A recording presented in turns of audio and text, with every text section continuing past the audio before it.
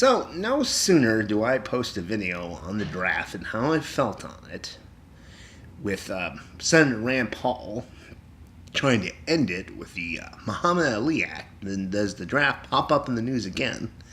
And this comes from the Senate passing a bill which would legally require women between the ages of 18 and 26 to register for the Selective Service Amendment, which would be used if they have a draft during one of our wars.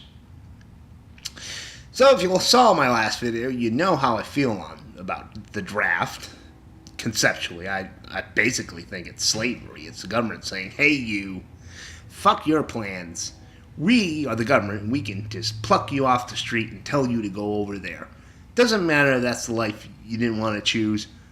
We can do that because we're the government. Yeah, and as I mentioned before, I'm a prior service. I was in the armed services. I did go over to Iraq twice. But there are times I kind of felt like it was indentured servitude. But I signed the contract. I put my hand up, did the oath. Still, there were times it felt like indentured servitude. So to not have a choice in the matter, I would consider that slavery. And now that potential slavery is being extended to women. Progress! Yeah, the worst part is the person who came up with this brilliant Nobel Prize winning scheme was this Congressman Duncan Hunter. And he had done it as sort of an insult to the Democrats because he didn't think they'd push it through. Why is this man a congressman?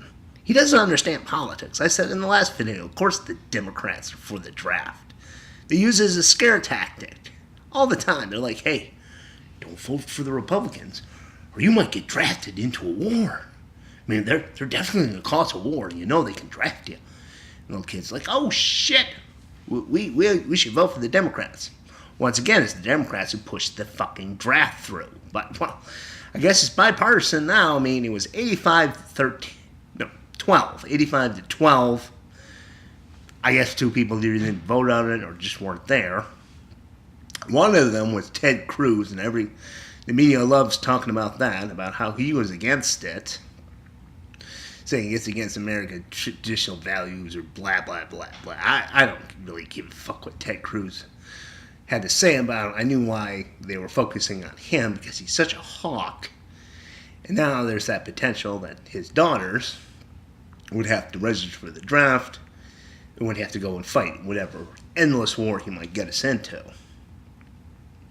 But where is Rand Paul in all this? I mean, was he one of those two that wasn't there? I'm hoping if he was there, he was one of the 12 that voted against it. I would be entirely disappointed in Rand Paul if he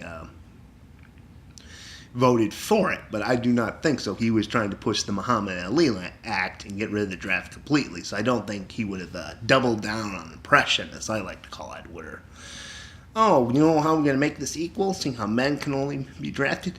Now women can be drafted. It's still an oppressive system.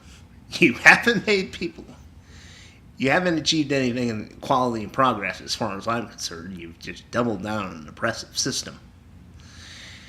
And that's what I think about women now having to register for the draft.